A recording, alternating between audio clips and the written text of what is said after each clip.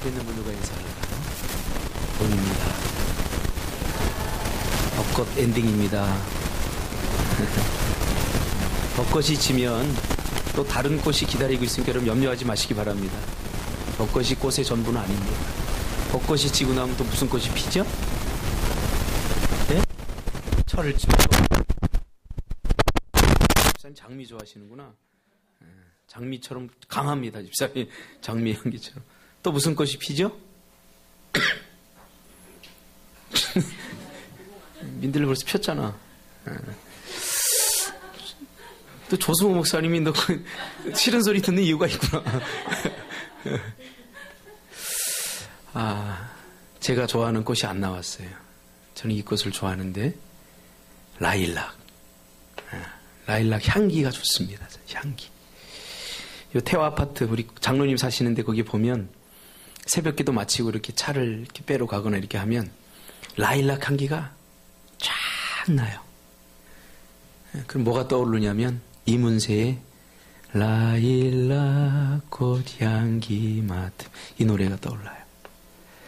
여러분 하나님이 주신 봄을 잘 즐기시기 바랍니다. 할렐루야. 삶이 바쁘고 힘들다고 땅만 보고 사지 마시고 돼지처럼 밑에만 보지 마시고 위를 들어보면 아름다운 하나님이 주신 자연 우리에게 주신 거예요. 우리에게 선물로.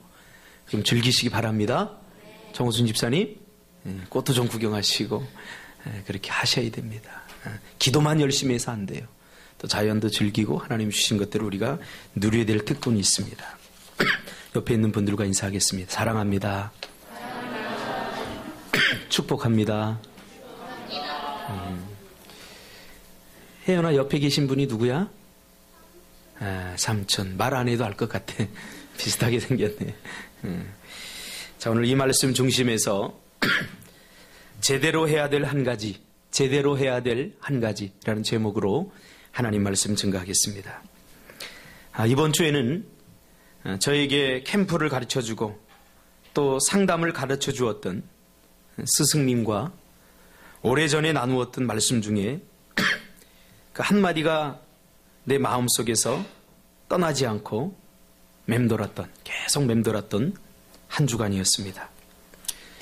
이분은 참 공부를 많이 했습니다.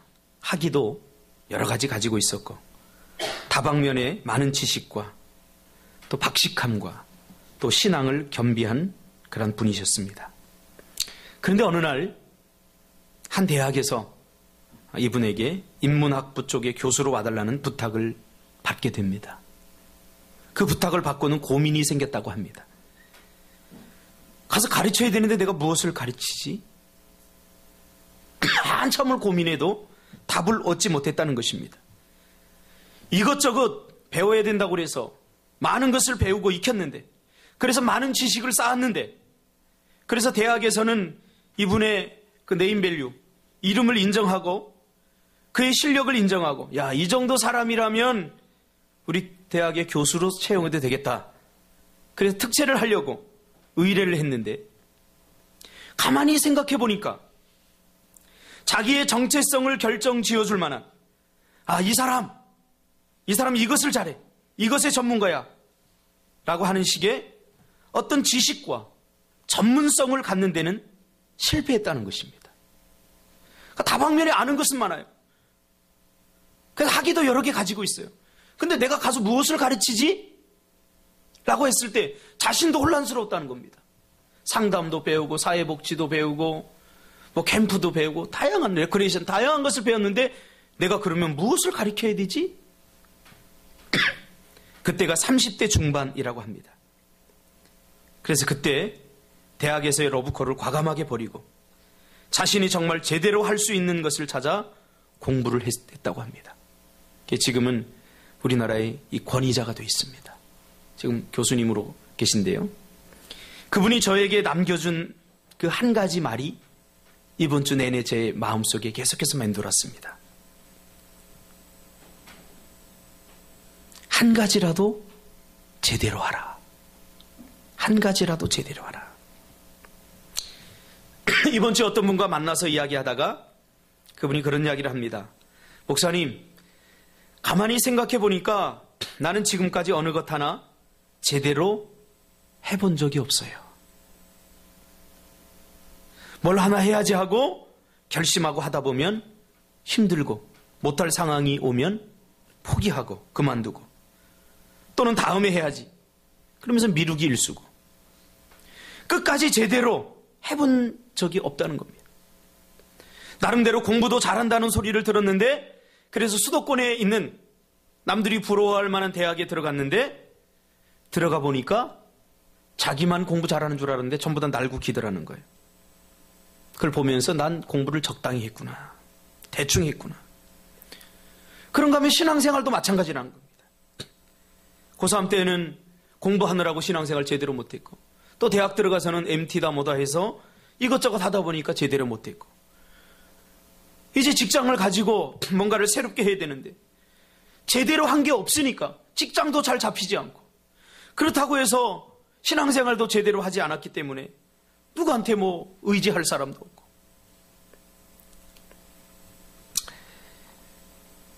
잘해야지 한번 제대로 해봐야지 그런 생각 가지고 있었지 제대로 신앙생활 한 번도 해본 적이 없다는 겁니다. 이 사람과의 이야기를 들으면서 제 마음속에 이번 주는 늘 내가 제대로 해야 될 게 뭔가 늘 이 생각을 하게 되었습니다. 내가 제대로 해야 된다면 제대로 해야 될 그 한 가지는 무엇일까? 이번 주는 참 많은 생각을 하게 했습니다. 목사이기 전에 한 인간으로서 내가 정말로 해야 될 게 무엇일까? 제대로 해야 될 게 뭘까? 많은 것이 떠올랐습니다. 공부도 더 하고 싶었고 뭔가 새로운 것들에 도전도 하고 싶었고 많은 것들이 떠올랐지만 성령께서 저의 마음에 강력하게 주시는 한 가지 생각이 있었습니다. 내가 한 가지라도 하나님 제대로 해야 된다면 그 제대로 해야 될 게 뭘까요? 성령께서 저의 마음속에 이런 마음을 주셨어요. 신앙생활 제대로 해라. 신앙생활 제대로 해라. 저는 목사이기 전에 하나님의 백성이고 세상의 그 어떤 직분이나 사회가 만들어 놓은 어떤 자리, 지위보다 더 우선되는 것이 바로 성도라고 하는 것입니다. 여러분도 마찬가지 아닙니까? 성도는 신앙생활을 제대로 잘 해야 됩니다. 저는 이 친구의 말을 듣고 참 많은 것을 생각하게 했어요. 내가 지금 신앙생활을 제대로 하고 있는가? 그래서 이번 주에 예천을 갔다 왔어요. 갔다 와서 여러분 아시는 분도 알겠지만 변병현 집사님이라고 이분은 본인 스스로가 자기는 들떨어진 사람이라고 이야기합니다. 초등학교 4학년 때 선생님이 그랬대요. 야, 너는 어떻게 장애인 비슷하다. 너 어떻게 그렇게 들떨어졌냐? 공부도 못하고. 그랬다는 거예요. 소망이 없었다는 거예요. 자기 인생. 그러나 그래서 학교도 농고, 예천에 있는 농고를 들어갔다는 거예요. 그 인문기 대창고등학교. 니네 명문고 나왔잖아.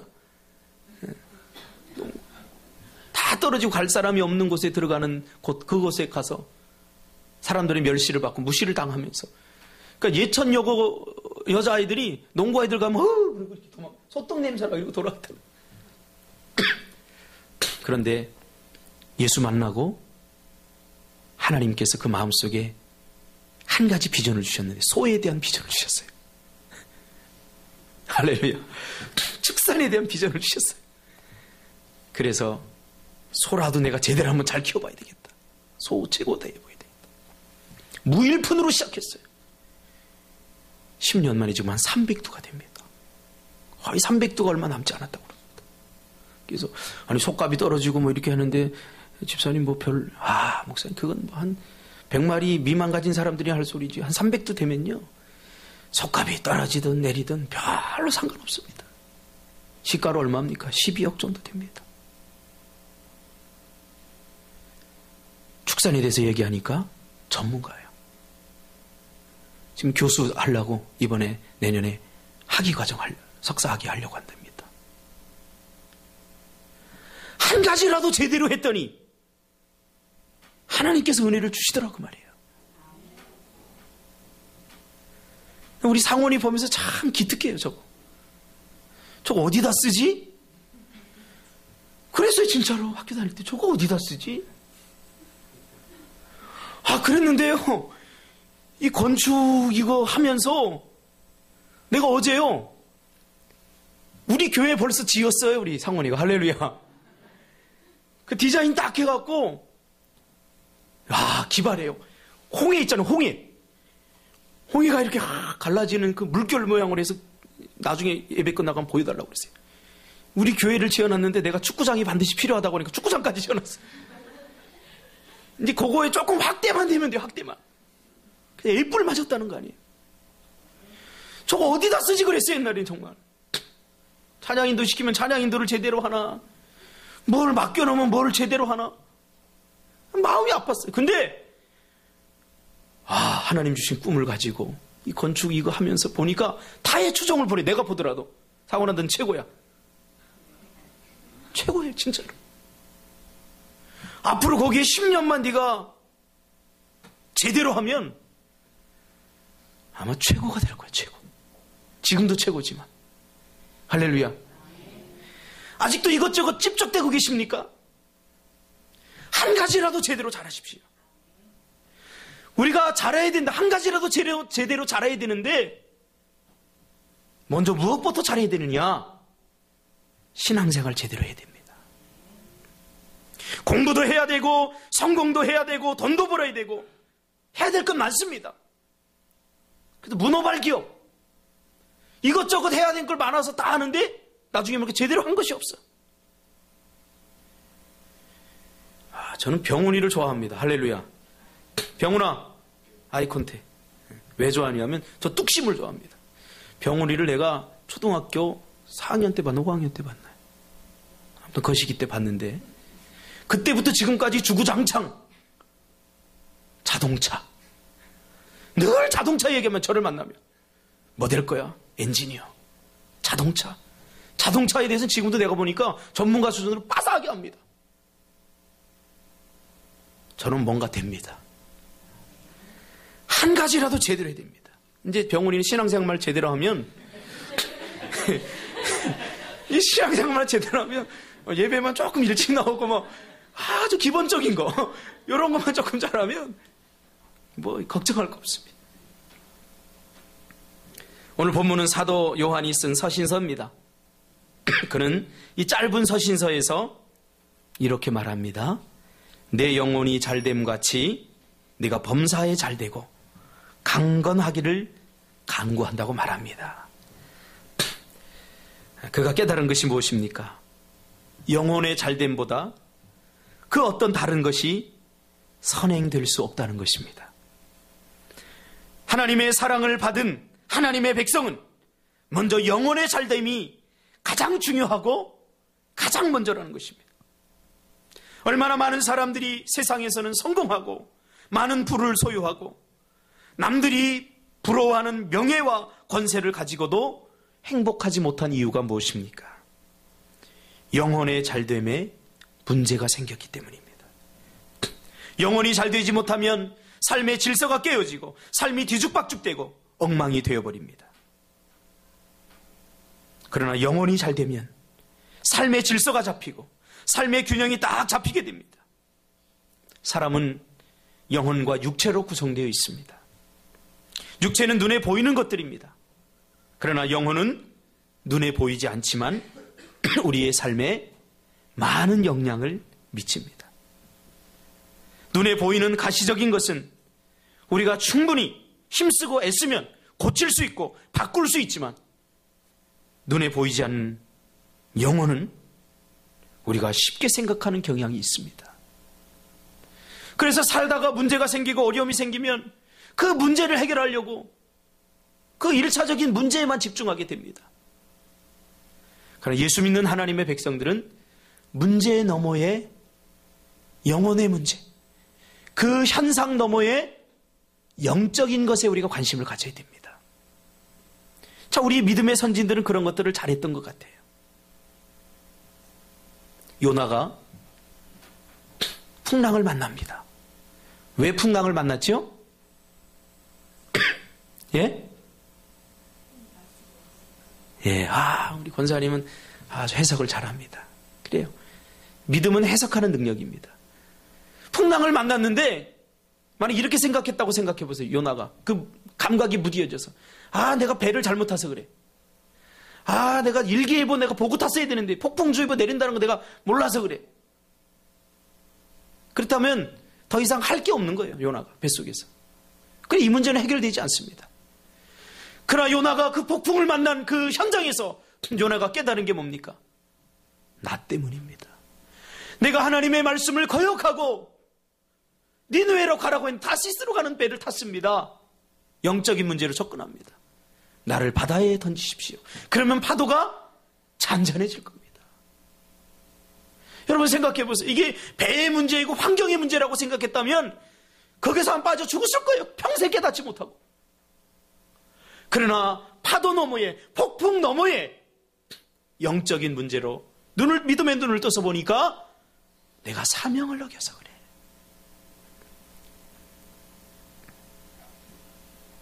풍랑이 언제 잠잠해졌습니까? 요나가 배에서 던져지는 순간.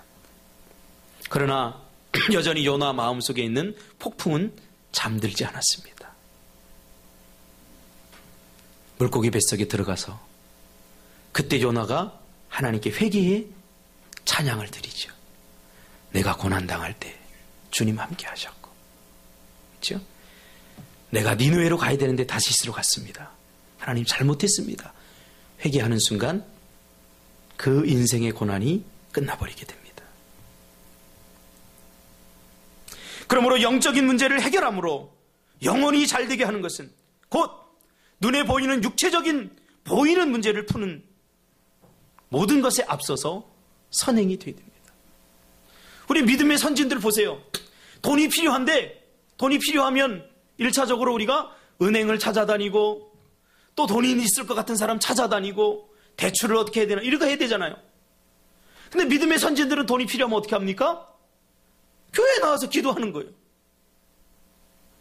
왜요? 이 원리를 알기 때문에 그래요. 자식의 문제가 생기면 이놈 이거 내 자식이 문제인데 상담센터에 가거나 아니면 자식의 어떤 변화를 위해서 그런 보이는 어떤 처방을 하는 것이 아니라 기도하러 온다고요. 기도하러. 다윗도 어느 날 갑자기 우울해지고 우울증 오늘날로 말하면 다윗이 우울증에 걸렸어요. 언제? 우리아의 아내를 범하고 우리아를 죽여버리고 나서 구원의 감격과 기쁨이 사라져 버리니까 그가 우울해지는 거예요. 그 위대한 왕도, 하나님의 마음에 합한 왕도 우울해졌어요. 우울증에 걸렸어요. 삶의 무의미에 사로잡히게 되죠. 그럼 어떻게 됩니까? 우울증 클리닉 가야 됩니까? 아닙니다. 그는 침상에서 그 침대를 적시며 그 눈물병에 눈물을 담으며 하나님께 구원의 감격을 회복시켜달라고 기도하며 울부짖었습니다. 성경에는 겉으로 드러난 육체적인 보이는 인생의 문제를 해결하시는 하나님의 방식이 많은 부분에서 소개되고 있습니다. 열왕기하 5장에 보면 문둥병에 걸린 나아만 에피소드가 나옵니다. 나아만 장군은 분명히 외적으로 살이 썩어 들어가는 그런 문둥병에 걸렸습니다. 그럼 어떻게 됩니까? 의사를 찾아가고 그 외적으로 보이는 그 질병을 치료하기 위해서 의사도 찾아가고 사람들 이렇게 찾아다녀야 됩니다. 그러나 그래도 낫지 않습니다. 그때 이스라엘에서 온 한 계집종이 엘리사에게 가면 나을 수 있다고 그렇게 말합니다. 그리고 나하만이 엘리사를 찾아가죠. 그러나 문 앞에서 문전박대를 당합니다. 엘리사는 나와보지도 않고 사자를 보내서는 요단강에 가서 몸을 7번 씻으라고 말합니다. 그때 나하만이 막 분노합니다. 내가 누군데 나를 이렇게 문전박대하는 거야. 나와보지도 않고 건방지게. 자존심이 상한다는 것이죠. 아마 그가 그랬을 겁니다. 내 정도 되면, 내 정도 위치가 되면 엘리사가 아무리 하나님의 선지자라도 맨발로 뛰어나와서 맞으면서 그 아픈 부위에 손을 얹고 기도해 줄 것을 기대했던 것입니다. 실제로 그렇게 성경에 나옵니다. 그러나 엘리사가 그렇게 하지 않았습니다. 의도적이죠. 왜요? 그 영적인 질병을 치유하기 위해서입니다. 나아만이 가지고 있었던 고질적인 영적 질병이 뭡니까? 교만입니다. 불순종입니다. 그럼 엘리사가 가서 하라 그러면 하면 됩니다. 요단강에 가서 7번 씻으면 됩니다. 자기가 지금 죽을 처지에 있는데 인간의 뼈저린 한계가 뭡니까?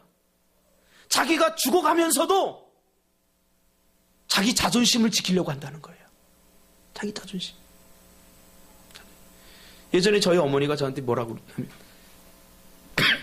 너 기도 안 하면 죽어 그랬어요 저한테.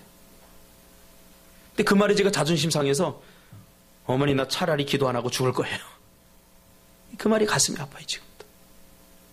얼마나 내가 말을 안 들었으면 어머니가 저에게 기도해라. 기도 안 하면 너 죽어. 근데 제가 그 말에 상처받고 그 말에 막 자존심 상하니까 나 차라리 기도 안 하고 죽을래요 그랬어요. 여러분 이게 인간입니다. 이게 인간이에요. 웬만해서는 지금 나아만이 고질적인 문둥병에 걸렸음에도 불구하고 지금 치료보다는 자기 자존심을 내세우는 거예요. 시키는 대로 하면 되는데 마음이 상한 나아만은 분노하여서 돌아가려고 합니다. 그때 종들이 설득해서 요단강에 가서 몸을 씻게 되죠. 14절에 보면 나아만이 이에 내려가서 하나님의 사람의 말대로 요단강에 7번 몸을 잠그니 그의 살이 어린아이의 살같이 회복되어 깨끗하게 되었더라. 그의 눈에 보이는 문둥병이라는 질병이 눈에 보이지 않는 교만함과 불순종의 문제가 해결되니까 병이 낫게 되더라는 거예요. 심리학 용어 중에 신체화 증상이란 말이 있습니다. 이게 뭐냐면 사람이 심리가 불안하고 심리적으로 문제가 생기면 그것이 신체화 증상으로 나타난다는 거예요. 우리도 흔히 겪게 되죠. 저도 이렇게 상담을 하는 아이들 중에 시험 때가 되면 꼭 배가 아픈 아이들이 있어요. 시험 때가 되면 머리가 아픈 아이들이 있어요. 그래서 병원을 찾아가서 배 아프면 배 아픈 데 먹는 약을 먹고 머리 아프면 머리 아픈 데 드는 약을 먹는데 이게 안 나요. 근데 꼭 시험 때만 되면 그래요. 왜 그렇죠? 시험에 대한 이 부담감 이게 너무 크니까 사람의 어떤 심리적인 문제가 너무 커버리면 어디가 아프게 돼 있어요. 그게 너무 커지면 사람이 그래서 그 해결 못하면 돌아버리거든요. 그러니까 다른 것에 하나님 아프게 하셔서 거기에 신경을 쓰게 만드는 거예요. 그래서 내가 내일까지 돈 100만 원을 해놔야 되는데 그래서 막 걱정이 생기면 머리가 아파요. 그럼 머리가 아프면 돈 걱정이 잠시 안 돼요. 하나님께서 우리를 살리는 방법이에요. 이게 신체화 증상입니다. 이런 우리의 영적인 부분에서도 자주 일어납니다. 그래서 우리는 늘 깨어 기도하고 영적인 일에 민감해야 됩니다. 보이는 현상이 전부가 아닙니다. 그 너머의 어떤 영적인 문제들, 그 너머의 어떤 영적인 접근을 우리는 해야 됩니다. 나아만의 에피소드를 통해서 깨닫는 것이 무엇입니까? 순종은 제대로 하려고 하는 마음이라는 거예요. 왜 꼭 7번입니까? 나 6번 했습니다. 이 정도면 되지 않습니까? 최선을 다했습니다. 그렇게 할 수도 있어요. 그러나 엘리사는 그에게 7번 씻으라고 했어요. 제대로 하라 이 말은 말씀대로 하라 그 말이에요. 신앙생활 제대로 하라 그 말은 뭐예요? 말씀이 시키는 대로 하라. 말씀대로 하라. 말씀은 이런데 원칙은 이런데요. 내 삶이 지금 형편이 이러니까 나는 요만큼만 하겠습니다. 그 말씀대로 하는 게 아니에요. 신앙생활을 제대로 하려면 그래서 말씀을 알아야 됩니다. 말씀은 이렇지만 내가 할 수 있는 최선은 이겁니다. 이 정도입니다. 대충 내 마음대로 내가 원하는 대로 내 형편대로 내가 할 수 있는 선에서 아닙니다. 신앙의 기준은 내 경험, 내 생각, 내 방법이 아니라 신앙의 기준은 항상 하나님의 말씀입니다. 내 형편이 아니라 말씀대로입니다. 말씀대로 할 때 기적이 일어납니다. 요한복음 2장에 보니까 예수님이 첫 번째 기적 사건이 나오지 않습니까? 가나안 혼인잔치에 포도주가 떨어졌습니다. 그때 기적이 어떻게 일어났습니까? 시키는 대로 하라. 예수님의 어머니가 그 종들에게 예수님이 시키는 대로 하라. 그 말이 뭐예요? 말씀대로 하라. 예수님이 시키는 또 그대로 하라. 예수님이 뭐라고 그랬어요? 물을 길어다가 아구 가득 부어라. 아구까지. 그 말은 여기 한 방울만 떨어져도 물이 넘치는 상태입니다. 그 종들이 퍼었어요. 그대로 했어요. 그대로. 그게 뭐가 됐어요? 포도주가 됐어요.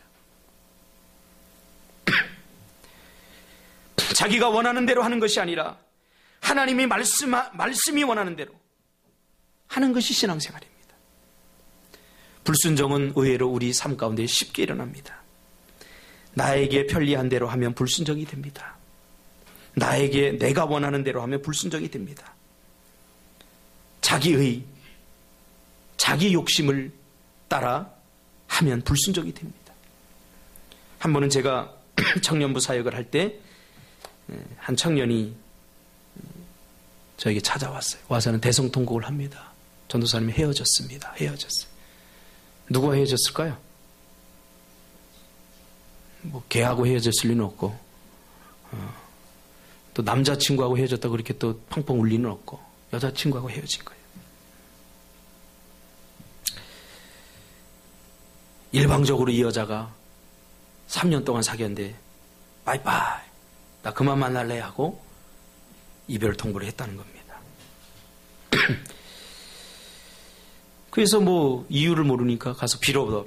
싹싹 빌어. 내가 내 성격이 뭐 잘못해서 내가 다 고칠게. 내가 잘못했어. 무조건 잘못했어. 그래도 빠이빠이 하더라는 거예요. 근데 이야기를 가만히 듣다 보니까 이 친구가 하나님을 원망하고 있는 거예요. 하나님 도대체 이럴 수 있습니까? 그래서 하나님을 원망하고 있는 거예요. 그래서 한참을 듣다가 내가 조금 신경질이 났어요. 왜 내가 사귀는 거 알았거든요. 제가 물어봤어요. 야, 너 그 여자친구 사귈 때 하나님께 물어보고 사귀었냐? 물어보고 사귀었어? 물어보고 사귀었냐? 그랬더니 아니요. 근데 왜 하나님한테 지금 원망하냐? 물어보진 않았지만 내가 선택한 여자 하나님도 좋아할 줄 알았습니다. 그거 왜 안 물어봤냐 그랬니까. 이미 핀이 꽂혀버렸는데 기도하면 하나님께서 그 여자 아니다 그럴까봐. 하나님이 아니라고 그러면 어떡하죠? 그러니까 내가 좋으면 하나님도 좋을 거다. 그렇게 막연하게 생각하고 물어보지 않고 사귀었다는 거예요. 기도할 생각 없었냐니까. 할 생각도 있었지만 혹시 하나님이 아니라고 그러면 난 저 여자하고 못 헤어집니다. 내 평생 저 여자하고 내가 살고 싶다고 이렇게 마음 먹었는데 혹시 하나님이 아니라고 그러면 어떡하죠? 그래서 안 했다는 거예요. 그럼 하나님께 물어보지도 않고 왜 하나님께 원망하냐. 그렇게 기도했다는 거예요. 하나님 이 여자 내 여자입니다. 하나님 같이 살게 해주세요. 앞으로 잘 사귀다가 결혼하게 해주세요.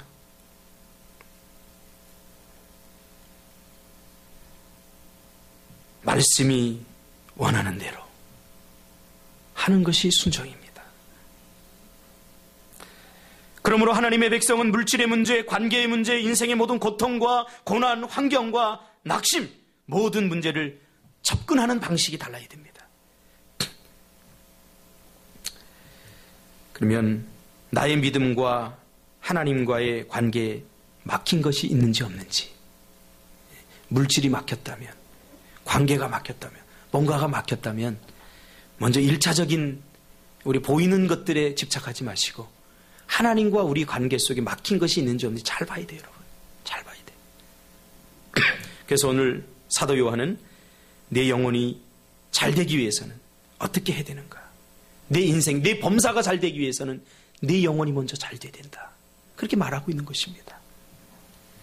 그럼 내 영혼이 잘 되기 위해서 두 번째, 우리가 신앙생활을 제대로 잘하기 위해서 어떻게 됩니까? 두 번째는 마음을 하나님께 쏟아야 됩니다. 첫 번째는 말씀대로 해야 되고요. 두 번째, 우리의 마음을 하나님께 쏟아드려야 됩니다. 제대로 하고 싶으면 마음을 쏟아야 됩니다. 이번에 변병현 집사님 만나서 하는 얘기가 지금 40대가 다 됐는데 그는 오직 한 20여 년 동안 소생각만 했다는 소생각. 소의 마음을 쏟아요. 제가 가끔 전화하면 집사님 어디야? 그러면 예, 소밥 주고 있어요. 집사님 어디야? 예, 소 수정하고 있어요. 집사님 어디에? 전부 소와 관련된 이야기죠. 공부하겠다는 놈이 어디야? 예, 컴퓨터 하고 있어요. 그러면 안 되죠.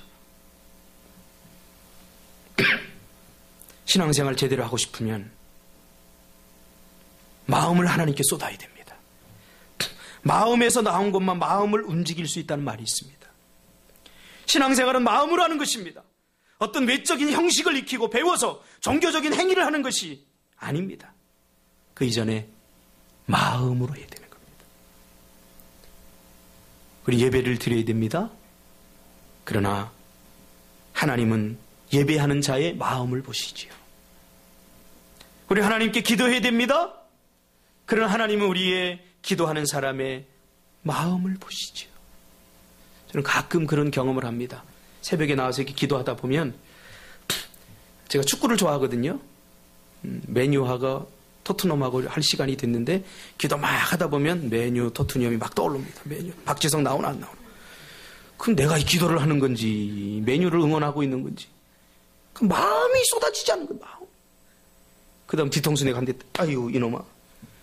그리고 다시 막 기도하려고 그러면 또 박지성이 나오나 안 나오나. 무슨 기도가 되겠습니까 그게. 그렇죠? 신앙생활은 마음을 쏟아야 돼요. 마음. 너는 먼저 그의 나라와 의를 구하라.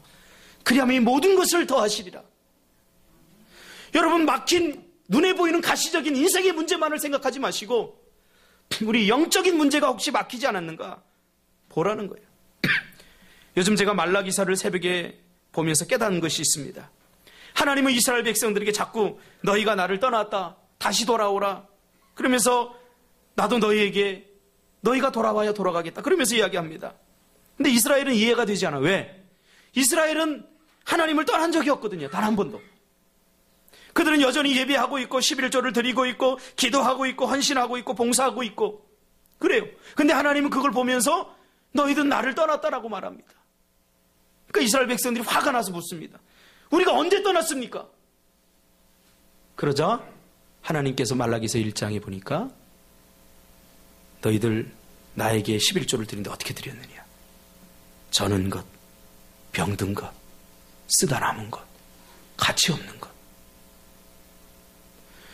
너희들의 마음이 나에게서 떠나지 않았다면 어떻게 그런 것을 드릴 수 있느냐. 너희들 총독에게 그렇게 드리냐? 아니지 않느냐.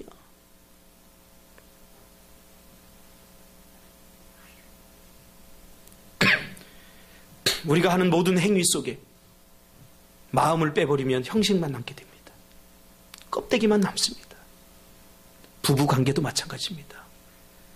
마음으로 아내를 사랑하시기 바랍니다. 마음으로 남편을 사랑하시기 바랍니다. 마음으로 자녀를 사랑하시기 바랍니다. 그 마음이 떠나면 껍데기가 되는 거. 껍데기하고 사는 거예요. 은화 껍데기. 그렇죠? 정화 껍데기. 껍데기하고 사는 거예요. 사랑과의 관계도 마찬가지입니다. 마음과 마음이 통해되지 않습니까? 관계를 하는데 껍데기만 남았어요. 대화를 하다 보면 어제 제가 김길 목사님 책을 읽다 보니까 제가 느꼈어요. 어떤 사람은 이야기하다 보면요. 이게 뭐 빙빙 돌아요. 빙빙 돌아. 이야기하는 머리가 아파. 왜? 마음과 마음으로 이야기하지 않기 때문에 그래요. 하나님과의 관계도 마찬가지입니다.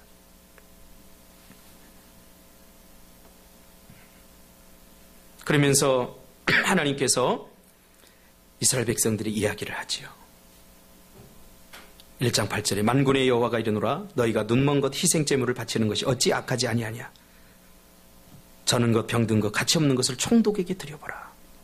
마가복음 7장 6절에 보니까 예수님은 이사야의 말을 인용해서 유대인들에게 입술로는 나를 존경하되 마음은 내게서 멀도다.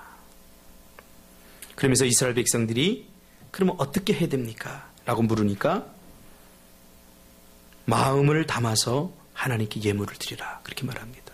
그러니까 말라기에서 4장에 있는 말은 많은 사람들이 11조에 대한 이야기로 아는데 아닙니다. 11조에 대한 이야기가 아니에요. 성경을 대충 읽으면 11조 드리라는구나. 그게 아니에요. 그럼 왜 하필이면 마음을 하나님 앞에 쏟는데 11조가 나왔느냐?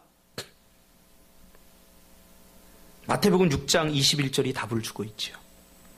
내 보물이 있는 곳에 내 마음도 있느니라. 이스라엘 백성들 물질에 다 마음을 빼앗겨서 하나님께 더 이상 신경 쓸 여유가 없는 거예요. 그러니까 만모니즘에 대한 경고죠. 물질에 대한 경고죠. 그들은 하나님을 섬기기보다 하나님께 마음을 쏟기보다 물질에 마음을 쏟고 살아가는 거예요. 그러니까 너희들이 온전한 11조를 드린다면 마음이 나에게 있는 거다 라고 하나님께 인정해 주겠다는 거죠. 여기서 중요한 것은 온전함입니다. 온전함. 하기는 하는데 제대로 하지 않습니다. 이 온전함이란 말은 오늘 제가 설교 제목으로 삼은 제대로란 말과 같습니다. 여러분 온전한 예배를 드리시길 바랍니다. 야, 이 예배 끝나고 나면 내가 다른 거 해야지. 아, 저 목사는 왜 또 설교 이렇게 길어? 이 온전한 예배 아니에요. 여기서 예배가 5시간, 6시간 돼도 불평불만하지 않기를 주님의 이름으로 축복합니다.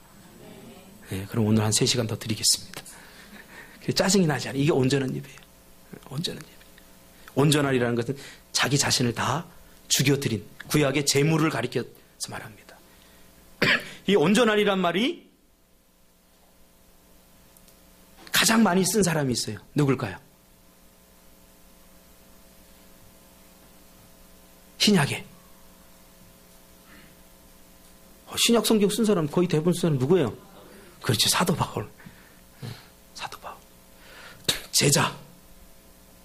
하나님의 백성, 하나님의 사람이 신약 성경에 와서는 제자라는 말로 바뀌죠. 복음서에 와서. 복음서에서 제자가 서신서로 오면은 제자란 말이 딱 싹 사라져버립니다. 그리고 무슨 말이 나오죠? 온전한 사람, 온전한 성도. 온전한. 여러분 성도가 되지 마시고 온전한 성도가 되시기 바랍니다. 예배자로 만족하지 마시고 온전한 예배자가 되시기를 주님의 이름으로 축복합니다. 예. 신앙생활 우리 이제 한번 제대로 해봅시다. 할렐루야. 신앙생활 제대로 하면 우리 인생의 범사가 다 풀립니다. 신앙생활 한번 제대로. 머리가 나빠서 공부 못하겠으면 신앙생활에도 한번 제대로 해보세요. 신앙생활. 저는 청소년 생활을 하면서 그런 친구들 많이 봤어요. 난 공부 취미 없어요. 난 못해요. 그럼 기도라도 열심히 해라.